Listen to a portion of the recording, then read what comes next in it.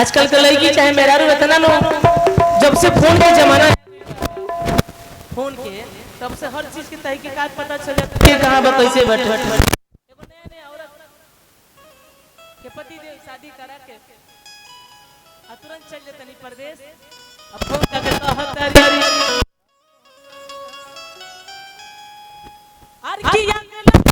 जोड़ो अरे है तो हारन करहिया सुन आय है सुन गई राजा हमरन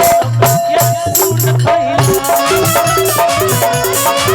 राजा हमर से झरिया सुन बजर बड़ तोहरन करहिया सुन गई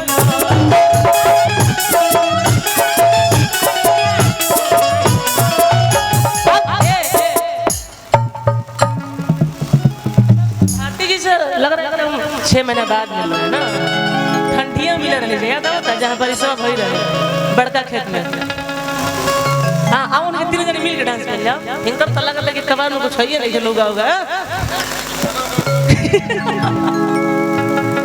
बाबू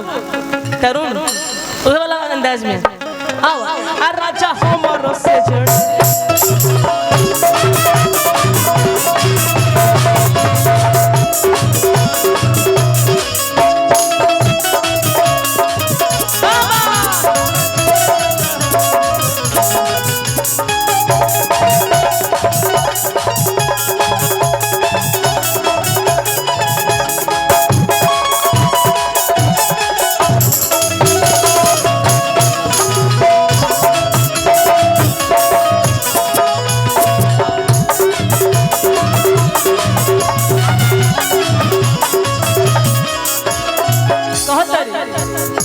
पैसा के पीछे पगलाइल रहतारा अखिया के नितिया हराम कइले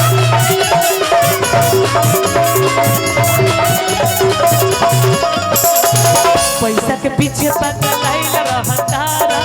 अखिया के नितिया हराम कइले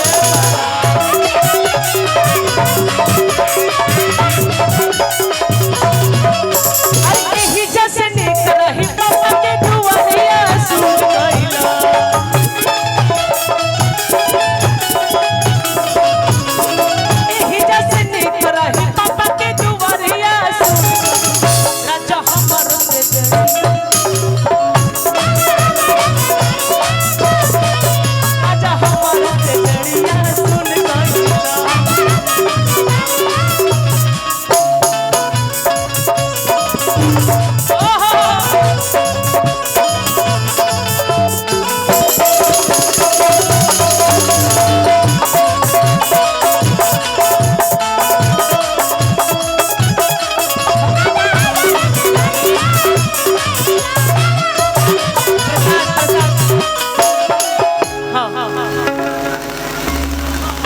मनोज प्रधान जी की तरफ से अरे क्या दिक्कत है हमने के बाबा के हाजिर लगा बाबा सुनो तो हां आ राजा हमर से जड़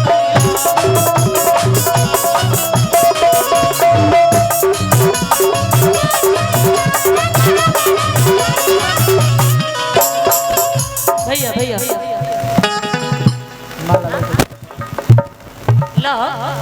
ला भाई सेल्फी ले ला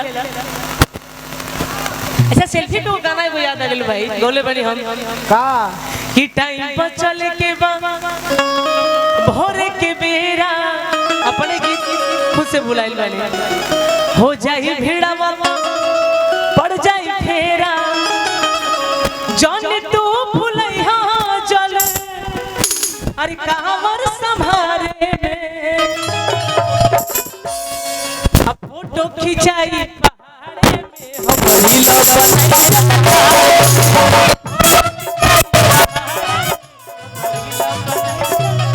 फोटो खिंचाई पहाड़े में हमरी बनाई चल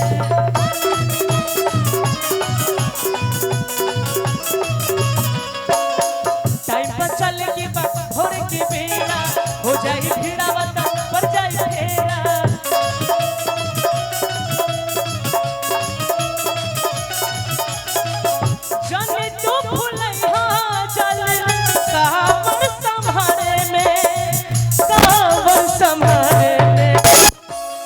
आजकल केहू कहीं जात है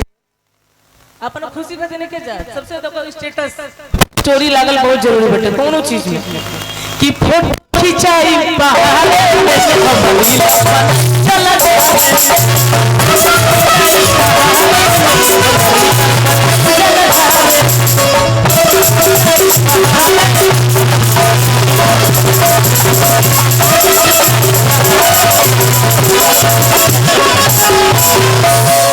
कमेटी के का आदेश बटे जी जी जी